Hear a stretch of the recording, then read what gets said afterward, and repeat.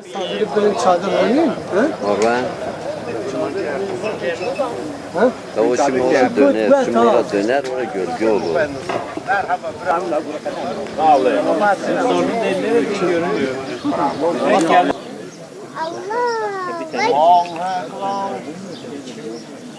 الله أكبر ولا تقولوا لمن يقتل في سبيل الله أموات بل أحياء ولكن لا تشعرون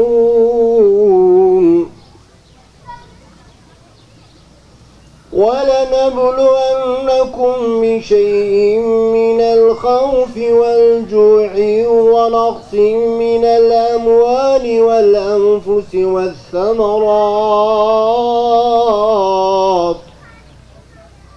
وبشر الصابرين. Bismillahirrahmanirrahim. Hepinizi selamların en yücesi olan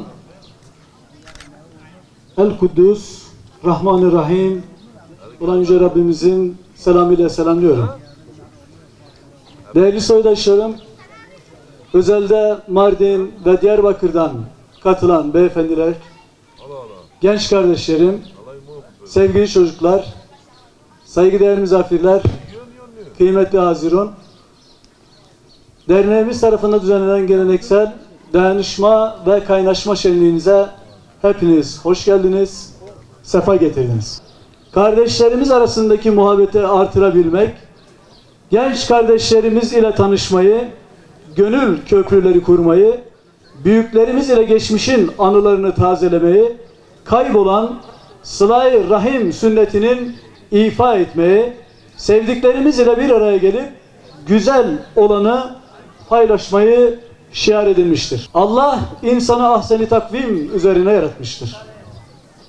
Boyunun düzgünlüğü, endamın eşsizliği, akıl, irfan ve düşünce sahibi, konuşan, yazan, sanat kabiliyeti olan bir varlık oluşu, güzeli çirkinden, hayrı şerden ayırabilme özelliği, yeryüzünde halife tayin edilmesi, peygamberler ve kitaplar gönderilmesi, ilahi amenetin yüklenmesi ve yaptıklarından sorumlu tutulması gibi daha pek çok üstünlük insana bahşedilmiştir. Selamun Aleyküm ve Rahmetullahi ve Berekatuhu.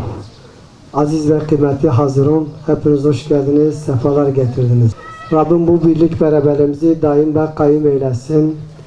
Kardeşliğimizi, hukukumuzu, silah rahmi ondan sonra ilelebet daim etsin. Burada Gönül Köprüsü Mardin'den Diyarbakır'dan Urfa'ya buralara gelip ondan sonra bizlere şeref verdiniz, onur ettiniz. Her birinize ayrı ayrı teşekkür ediyorum. Rabbim ayağınıza taş değdirmesin. Elhamdülillahi Rabbil alemin. Vessalatu vesselamu ala seyyidina Muhammedin ve ala alihi ve ashabihi ecmain. Bütün akrabalarımı saygıyla, muhabbetle selamlıyorum. Esselamu aleyküm ve rahmetullahi ve berekatuhu. 100 yıllar sonra da olsa bizi buluşturan, bizi kaynaştıran Yüce Allah'a hamd ediyorum. Hicret vatanından geri döndük memlekete. Batıya gittiğimizde işte bize soruyorlar nerelisiniz? Mardinliyiz. İşte Derikliyiz falan. Zazaca konuştuğumuzda şaşırıyorlar. Aslında bu şaşırmanın sebebi köklerimizin buraya bağlı olmasındandır. Çünkü orada Zaza yoktur. Kökümüz buradadır. Kardeşlerimle beraber olduğum için çok mutluyum ve heyecanlıyım. Bizim tek amacımız kültürümüzü yaşatmak ve gelecek nesillere aktarmaktır. Zaten kültürümüzü yaşattığımız sürece gelecek nesillere aktarabiliriz. Yoksa nasıl aktaracağız?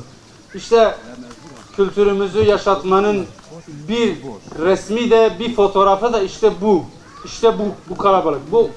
Bu birlik ve beraberliğimizdir. İnşallah bundan sonra bunu daha da sıkı bir şekilde yapmaya çalışacağız. Bizim tek amacımız budur. Ki bu hem kültürümüzde vardır hem de mensubu olduğumuz aziz İslam dininin bir bir emridir. Yüce Rabbimiz Kur'an-ı Kerim'de şöyle buyurmuştur. Ve enzir aşiretekel akrabin. Önce aşiretini ve akrabanı uyar. Uyar derken yani önce onlardan başla. Hatta hepimiz şahit oluyoruz cuma günleri. Dünyanın her yerinde imam minberden inmeden önce şu ayeti okur. İnna Allah ya'muru bil adli vel ihsan ve ita'izil kurba. Burada da akrabalık hukukuna bir atıf var. Aslında inancımız ve kültürümüz birbirine girmiştir. Yani inancımızla kültürümüz birleşmiştir. O yüzden bu bizim için daha da önemlidir. İnşallah bir sonraki buluşmamızı inşallah Hicret Yurdu'nda yapmayı teklif edeceğim kardeşlerime. Bundan sonraki buluşmamız inşallah orada olacaktır. Hepinizi tekrar saygıyla, muhabbetle selamlıyorum. Esselamu Aleyküm ve Rahmetullahi ve Berekatuhu. Burada kaynaşma ve dayanışmayı sağlayan en önemli kurumlardan birisi aile kurumudur. Bizim birlikte hareket etmemizi, bir duygu birliği içerisinde bir arada olmamızı sağlayan aile kurumu, insanlığın başlangıcından günümüze evrensel olarak her toplumda, sağlıklı toplumun temeli olarak aile, toplumsal kurumlar içerisinde en önemli kurumsal kimliğe sahip kurumlardan biridir. Uzaklardan görünür Sarp Dağları'nın eteğindeki Seyfan köyüm, yaslanır güneyden Bingöl'ün Çotla yaylasına, selam durur Bingöl'ün ovasına, akar doğusundan Çem suyu, hayat verir Seyfan mezralarına, baharda coşar suyu, bir başka akar, ses verir Seyfan civarına.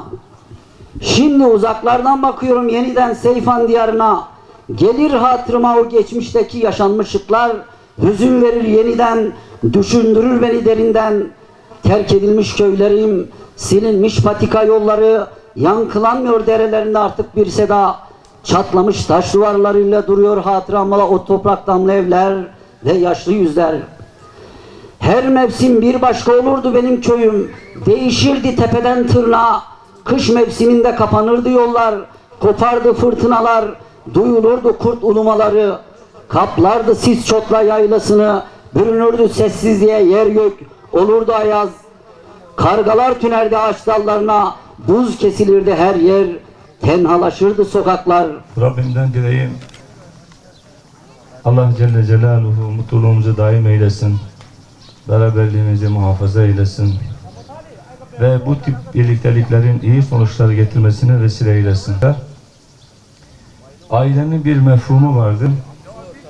Şu anda içinde bulunduğumuz dönem veya ortam gençler için çok sıkıntılı bir ortamdır.